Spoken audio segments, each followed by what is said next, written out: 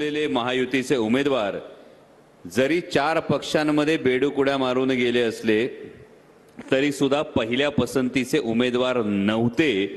छगन भुजबळ साहेबांची उमेदवारी ही माननीय मुख्यमंत्री महोदयांच्या डोक्यात होती, परंतु छगन भुजबळ साहेबांनी नकार दिल्यामुळे ही उमेदवारी घेण्यासाठी ज्यांच्यावर टीका केली आणि ज्यांना 2019 मध्ये हिम्मत असेल तर समोर लढून दाखवा असं आव्हान संसदेच्या प्रांगणात उभं राहून देत होते, त्यांच्याच वळसणीला जाऊन आज उमेदवारी घ्यावी लागली। अशी जर केविलवाणी परिस्थिती असेल तर अशा उमेदवाराविषयी फार जास्त बोलणं काशीनाथ भाऊ काही मला योग्य वाटत नाही।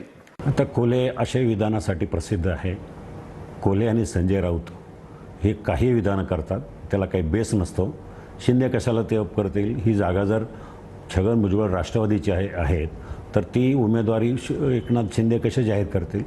कुठेतरी आपण अज्ञानपणा बालिशपणा दाखवू नये। हे संजय राऊतांच्या बरोबर राहून आपल्याला त्यांची शिकवण मिळाली आणि आपलं काही बडबड करायची सकाळ उठून तसं करू नये असं